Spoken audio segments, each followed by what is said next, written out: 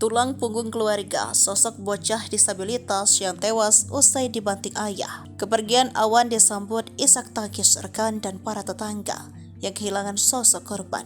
Awan dikenal anak yang mudah bergaul di lingkungan ia tinggal di Penjaringan, Jakarta Utara. Sehingga banyak tetangga yang menangis saat tahu bocah 11 tahun itu meninggal dunia. Dikutip dari Kompas.com, jenazah Awan tiba dari Rumah Sakit Polri Kramat Jati sekitar pukul 3:30 waktu Indonesia bagian Barat. Tangis warga terus mengiring kepergian Awan. Bahkan tetangga korban melontarkan kata-kata umpatan ke Uswanto sebagai pelaku pembunuhan Awan.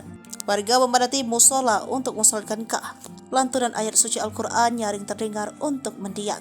Istri Ketua RT Haria 39 tahun mengungkapkan bahwa korban memang dikenal baik oleh warga setempat. Sosoknya yang murah senyum dan gampang bergaul membuat warga sangat emosional atas kepergiannya. Korban sempat mengemban pendidikan di salah satu sekolah dasar, namun tidak melanjutkan pendidikan dan sempat dipindahkan ke SLB. Korban memang penyandang disabilitas karena kesulitan berbicara.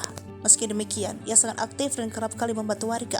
Uang imbalan yang didapatkan dari orang-orang selalu diberikan karena mendiang sangat ingin membantu ekonomi keluarga. Adapun Uswanto tega menganiaya anaknya di Jalan Muara Baru, Penjaringan, Jakarta Utara, Rabu 13 Desember 2023. Semua bermula saat korban mengendarai sepeda di depan rumah lalu menabrak kaki tetangga sampai berdarah. Penganiayaan Usman terhadap anaknya terekam CCTV. Terdengar teriakan tetangga yang menyaksikan perbuatan ayah korban.